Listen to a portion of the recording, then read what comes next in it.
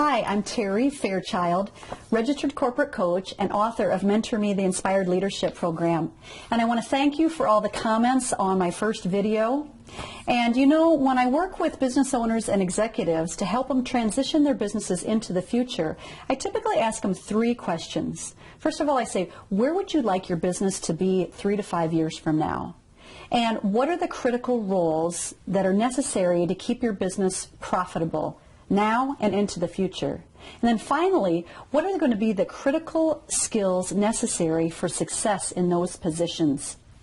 In our first video, we talked about the value of assessments and how they can help us understand thinking skills, behavioral skills, and interest skills, getting below the surface so that we can understand whether someone can do the job, how will they do the job, and are they interested in doing the job.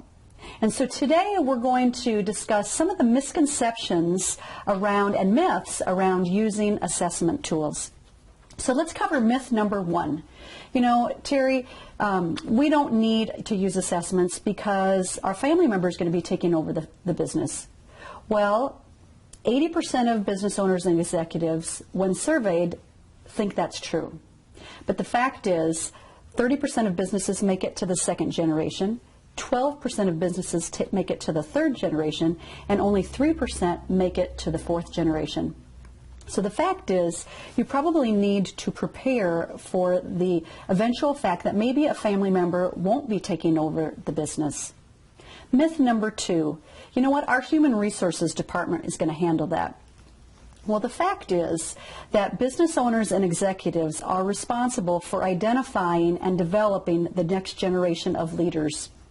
You know, a recent Stanford study asked CEOs, do you think that you should groom someone who's ready now to take your position? And 69% said, yes, I believe that's true. But only 54% were actually grooming that CEO. An assessment tool can help us make that possible and identify those future leaders in our company. Myth number three, you know what, we're not hiring right now, so we really don't need to use assessments. Well, the fact is, most positions require about 2 years of time in the grade. And so now is the time to start identifying those critical positions and really looking at the workforce shortage around us. Now is the time to prepare for the future. Myth number four. You know what, we use team building tools and assessments. We use personality assessments, and those will do fine for hiring.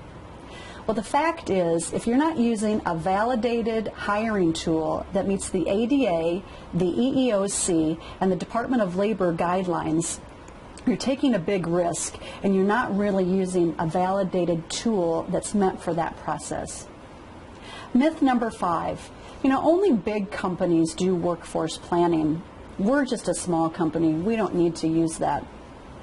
Well, the fact is, that's the very reason you probably do need to use an assessment. Because if you're in a rural area or in the Midwest, it may be harder for you to recruit the necessary people to fill those critical roles. So again, now is the time to start thinking through what are those critical roles.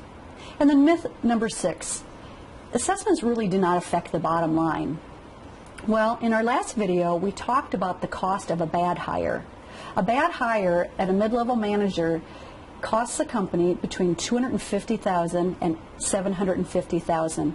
By the time you tally up the cost of hiring, the disruption costs, because people may have quit underneath that poor manager, and the lost opportunities in terms of production and revenue and ultimate profit that your company could have had with a more skilled manager.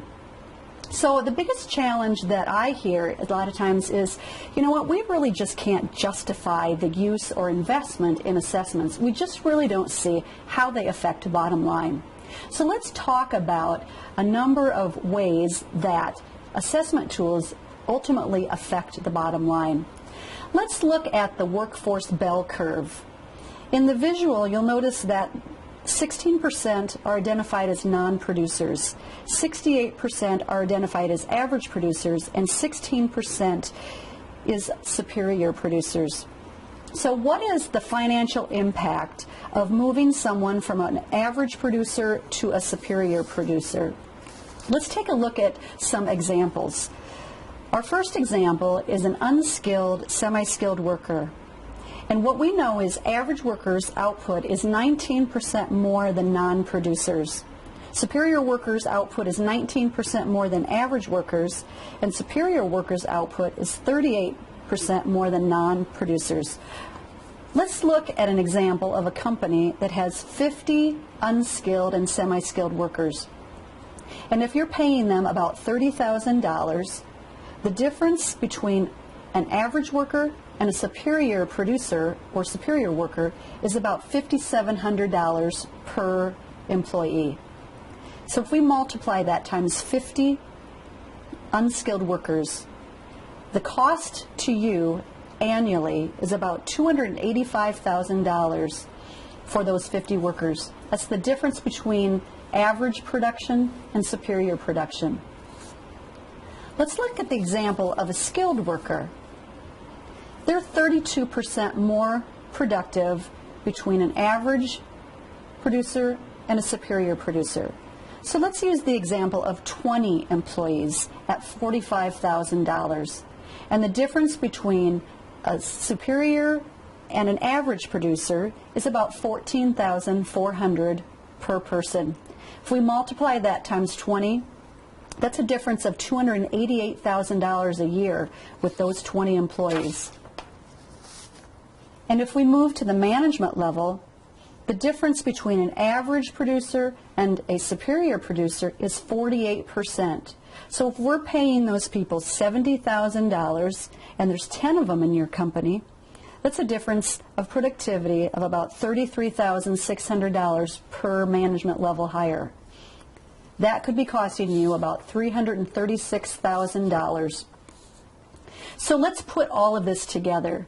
If we look at an example of a company with 80 employees, 50 unskilled, 20 skilled, and 10 managers or professional level employees, and we looked at all of those as average producers versus superior producers, that's costing your company almost $1 million or $909,000.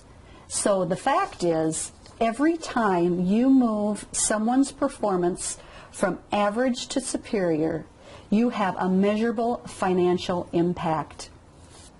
So our goal then is to move non-producers to average producers and to move average producers to superior producers. How we do that is we identify the shared characteristics and traits of superior producers and build a model for hiring into that position. In our next video, we'll talk about how do we identify those shared characteristics and traits of superior performers and producers so that we can build a whole army of top producing employees. So in our next video, we're going to talk about the best practices and how other organizations that I've worked with have identified key characteristics and shared characteristics of superior performers so that they can take their companies to the next level. So go ahead and leave a comment, and until the next time, go ahead and inspire results in yourself and those around you.